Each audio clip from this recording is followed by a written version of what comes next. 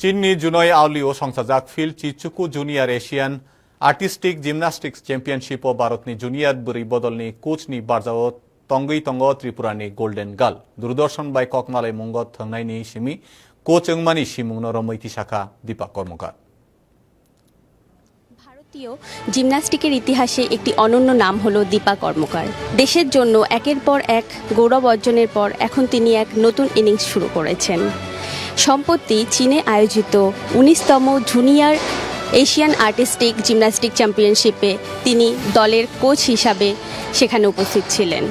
তো এই খেলোয়াড় থেকে একজন কোচ, তার এই যে জার্নি, সেখানে তার অনুভব এবং তার এক্সপিরিয়েন্স কী ছিল, আসুন তার থেকে জেনে নেব। প্রথমেই আপনাকে অনেক অনেক অভিনন্দন। তো এতদিন আমরা আপনাকে একজন খেলোয়াড় হিসাবে চিনে এসেছি, আর এখন আপনি একজন কোচ। তো ভারতীয় যে টিম, তাদেরকে নিয়ে যে চীনে আপনি গেলেন, তো সেখানে আপনার অভিজ্ঞতা কেমন ছিল? সত্যি অতুলনীয়। যে প্রথমে আমি নিজেই খেলতে যেতাম, আর এখন অন গ্রাউন্ড বাচ্চাদের নিয়ে যাওয়া, ইন্ডিয়া রিপ্রেজেন্ট করা, ইটস ড্রিমস। বাট এত শর্ট পিরিয়ডে, লাস্ট 1 ইয়ার হয়নি আমি ফুললি কোচিং স্টার্ট করেছি। এবং এখান আমাদের ত্রিপুরার থেকে একটা বাচ্চা সেই টিমে ছিল, শ্রেয়াংশী রয়, এবং সে আমার কাছেই করছে। এবং রিয়েলি প্রাউডলি কি ইন্ডিয়া টিমকে রিপ্রেজেন্ট করা। ওয়েস্ট বেঙ্গলের 3 জন ছিল, উত্তরপ্রদেশের 1 জন ছিল এবং ত্রিপুরার 1 জন।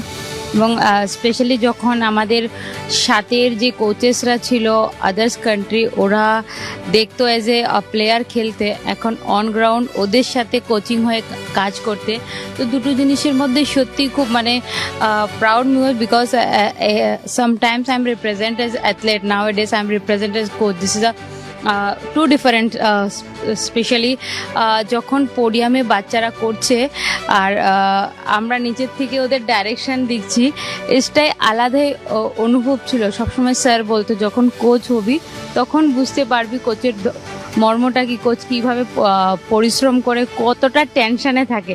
এখন আমরা বুঝতে পারছি সেই জিনিসটা, যে সত্যি যখন বাচ্চা করে তখন সিঙ্গেল না, পুরো কান্ট্রির একটা টেনশন, একটা স্পেশাল ফিল আমাদের উপর থাকে, যে না, আমাদের বেস্ট টু বেস্ট পারফরমেন্স ওদের দিয়ে করাতে হবে, বিকজ অফ কান্ট্রিকে আমরা রিপ্রেজেন্ট করছি। সেটা অনুভূতি যতটাই বলি অনেকটাই কম। জাস্ট আমি সেটাই বলবো, অসংখ্য ধন্যবাদ GFI, sports authority of India and specially government of India, এত সুন্দর একটা সুযোগ দিয়েছে আমাদের সেই জিনিসটা করার জন্য। এবং আমার দৃঢ় বিশ্বাস যে এই জুনিয়র বাচ্চাগুলি যারা আছে, আগামী দিনে আমাদের কান্ট্রির জন্য অনেক পদক নিয়ে আসবে। আপনার কাছ থেকে প্রশিক্ষণ নিয়ে দীপা কর্মকার সে শুধু ত্রিপুরাকে নয়, পুরো ভারতবর্ষের নাম উজ্জ্বল করেছে এবং ভারতকে বিশ্বের দরবারে নিয়ে গেছে। তো সে আপনার ছাত্রী হিসাবে, এবং আজ সে নিজে একজন কোচ। তো এই পুরো ব্যাপারটা আপনার কেমন লাগছে, আপনার অনুভূতি কেমন? আমি খুব আনন্দিত, আমি খুব গর্বিত যে দীপাকে তৈরি করেছি অ্যাজ এ প্লেয়ার। 2024-এ এশিয়ান চ্যাম্পিয়নশিপ থেকে যখন সে গোল্ড মেডেল আনে, তারপরে ওকে আমি বললাম যে না, আর নয়, এবার তুমি কোচিংয়ে আসো। এখানকারই একটা জিমনাস্ট ছিল শ্রেয়াংশী রয়, ওকে নিয়ে ও 2 বছর খুব হার্ডওয়ার্ক করার পরে সিলেকশন দেয়, সিলেকশনের চান্স পেয়েছে, এশিয়ান চ্যাম্পিয়নশিপে চায়নাতে গিয়েছিল। আমি সত্যি খুব প্রাউড ফিল করছি, এবং আশা করি দীপা যে লেভেলে গেছে তার থেকে ভালো লেভেল সে নিয়ে যাবে বাচ্চাদেরকে। কারণ আমরা যারা কোচ, আমরা সবসময় এটাই ভাবি যে আমি যে স্ট্যান্ডার্ডে ছিলাম, আমি বাচ্চাকে আমার থেকে ভালো স্ট্যান্ডার্ডে তৈরি করব। আমার অলিম্পিকের ছিল, টার্গেট ছিল, কিন্তু হয়নি। 1980-তে মস্কো অলিম্পিকে অনেক চেষ্টা করেছিলাম, হয়নি। খুব মনে ব্যথা পেয়েছি, তখন আমি জিমন্যাস্টিক করতাম। তখন একটা প্রতিজ্ঞাবদ্ধ হয়েছি যে না, দেখি কী করা যায়, আমি চেষ্টা চালিয়ে যাব। এরকম চ্যালেঞ্জ করিনি যে আমি পাঠাবই, যে চেষ্টা চালিয়ে যাই, দেখা যাক কী হয়। ওই দীপাকে নিয়ে খুব হার্ড পরিশ্রম করেছি। দীপা খুব জেদ্দি ছিল, স্যার আপনি শুধু বলেন আমাকে কী করতে হবে। তো এই ধরনের জিমনাস্ট পাওয়াটাও খুব ভাগ্যের ব্যাপার।